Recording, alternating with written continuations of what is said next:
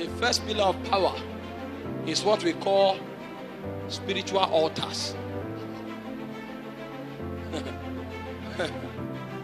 Spirits are light on altars, and altars are the convergence point of spirits. A man without an altar will remain a storyteller all his life. Every time power was wrought in scripture, there was an altar backing the one that commanded power. If there is no altar in a man's life, forget it. It's a story. I will show you what an altar is, but let me show you two scriptures very quickly that validates this position. In 1 Samuel chapter 7 verse 12 to verse 14, the Philistines were making a mess of Israel. Israel began to live in tremble. The armies of Israel were rendered helpless in the face of the prevailing circumstances. And Samuel realized something. He said there is a way to unlock the spiritual dimension of Israel. Israel is not only natural, because he said, who are the Israelites? He said, unto whom pertaineth the covenant, the giving of the law, the promises. In Romans chapter 9 verse 4, Israel is not only natural. If Israel wants to take advantage of only his natural side, he will be vulnerable. So the only way Israel will prevail is to unlock the supernatural side. And what is the way to unlock it? He said he hewn a rock and he planted it as an altar, and he called the name of the rock Ebenezer. And he said the hand of God was perpetually against the Philistine. And he said the Philistine ran back and never returned all the days of Samuel. How did Samuel invoke power? By erecting an altar. Every time an altar appears, a spirit is commanded. The integrity of a spirit responds to altars, because altars are the lighting spots of spirit. If a man can erect an altar, that man can command the presence of a spirit. The way to summon and to keep spirits working with you is by the altars that back you up. Without altars, there will be no power.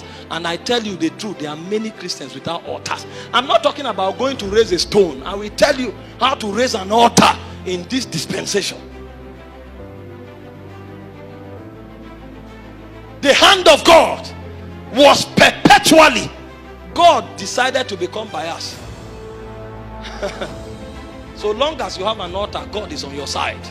The Bible said God commanded Israel to wipe out the sons of Ammon, and they were destroying them utterly. The king took 700 of his finest soldiers. He tried to break through the garrison of Israel. It was impossible. And then he carried his son, who was heir to the throne, smashed him on the wall and made an oblation to God. Instantly, he said the indignation of God turned against Israel.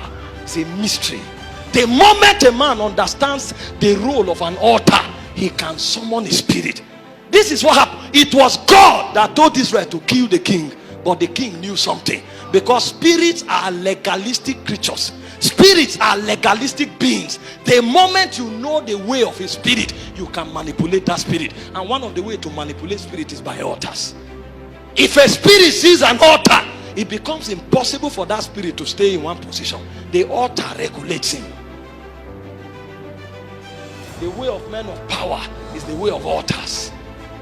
There's a way to rule. It's the way of the altars. God spoke to Abraham. He said, get thee out of thy country, out of thy kindred, and out of thy family, and come to the land that I will show you. In blessing I will bless you. Genesis chapter 12 from verse 1 to 3. Abraham heard God, but it doesn't mean anything will change. The moment Abraham entered Moriah, in Genesis 12 verse 6, he said he raised an altar to the Lord that appeared to him.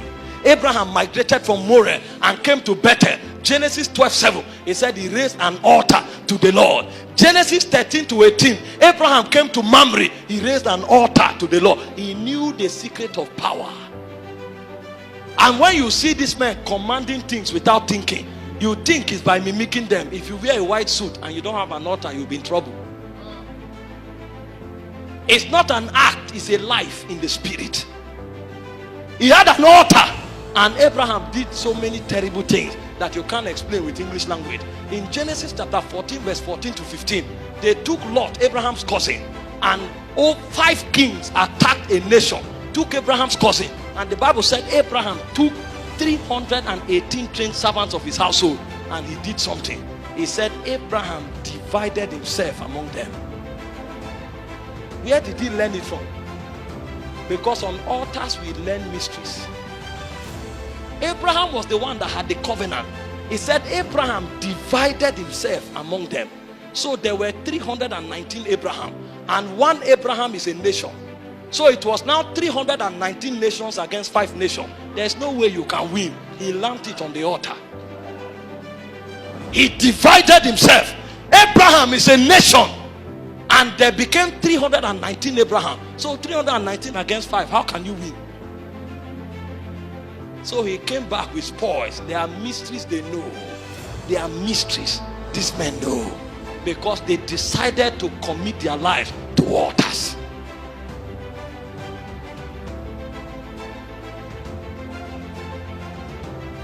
You know, sometimes when you read scripture, you approach it and say it's Bible, so you read it religiously. The things this man did, close the Bible, sit down and meditate upon it in your time. You will know that we are not spiritual men. We are talkers. We are talkers. Meanwhile, the same dimension we are talking about is preserved in the negative supernatural. The guys in the demonic can simply go to a herbalist and carry out a simple sacrifice, come out, shoot them, it will not enter. They know it's not trial and error. It's not. They will do that thing they do. They carry a gun, shoot them, it will not enter. How are they able to preserve these powers in so much potency, and they can replicate it any day, any time? And when it comes to the church, it's story. If you go to the village today and you have a barrier, they can move the rain, they will move the cloud. It's not something to look at, it's normal. And if you don't settle them, they will move a cloud from 2 kilometers and bring that cloud to where your venue is, and the rain will fall exactly where your venue is. And it's not a testimony, it's a normal thing. Because they know the way of power. We will know language. An altar, in its most simplistic sense, is commitment to deity. In the New Testament context, it's not a pillar of stone, it's commitment to deity. God will make a demand of you, and you will be committed to that demand as though you swore an oath by 2 immutable things in which God cannot lie. There must always be an oath. So every demand God makes on your life becomes an altar. If you keep to it, God will be committed. So there are many of us today that we don't even remember the demand God makes of us after 3 days. There are certain people, God came to them and said, don't be defiled until you get married. And God told them when they were in secondary school, but they didn't know it was an altar. So they let go. They thought, what is about this virginity? They say, you are not a wise person. You are a local. You have lost the secret of your power. If you like, go for 1,000 impartation service. You have lost something. You will never recover from it. There are certain people, God comes and tells them, every time money comes to your hand, give me 30%. It's not written anywhere in the Bible that you should give 30%. But your life belongs to God. So everything you own belongs to God. But the person doesn't know it's an altar. So he's looking for the doctrine that validates it. Why should I give 30%? Is it not 10%? I'll give you my 10% now. That's why your life will look powerless. Because what God is trying to do is to give an excuse to always respond to you regardless of the circumstance. Because an altar is a divine excuse for intervention.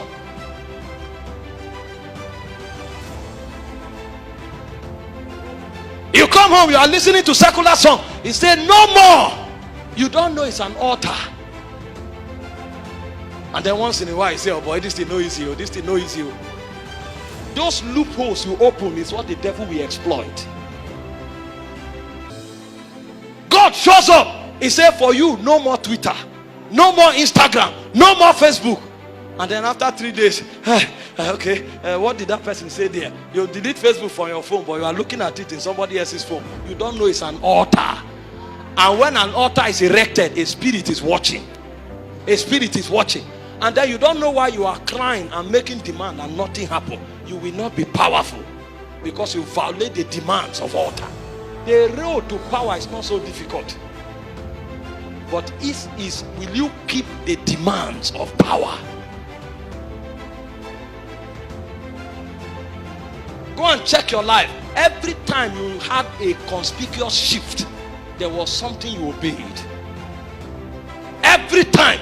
Because these are not the reason why God gives you the power in the first place, but it's a sign of commitment that you are mature to handle it. Because you don't cast precious things to swine. They will trample on it because they don't know their value. The secret to power, when we rise up, is our consecration that speak, not our voices. Because when we talk, the spirits know. They see through the canopy of darkness. They know what God told you, and they know whether you kept the demands of that covenant. That's why we are numerous, but we are not strong. We are weak. Many are infantile. He gathered 32,000 people, but at the end of the day, only 300 were ready for war. Our strength is not in our number. Our strength is in our stature. And the stature of a man is the depth of his commitment to the spirit that he pays allegiance to. What is the level of your commitment? Christians are not committed to nothing. Nothing. And even when God puts his word in the mouth of his servant and tells them, because they have a wrong mindset, they think you want to exploit them. And that's why their life is not working. Meanwhile, the people that are making an impact, they don't have any problem. It's the poor man and the weak man that is always checking whether he's about to be robbed. What do you have? The guy who trekked to church thinks he wants to take his money. But the guy who flew a private jet, before you say it, he has responded. Does it not occur to you that there is a knowledge they know? There is an understanding they have that you don't have. You, that all you have in your account is 3,000. You are the one who think they want to steal your money. But the guy that has 1 billion is not complaining. And you don't know why he keeps having more. He said the one that has more and wants to have, even the one that has nothing but does not want to have more, the little he has will be taken from him and given to the one that has more and what will have more. My friend says divine partiality. It's a law in the spirit. We will struggle for a long time until we become committed.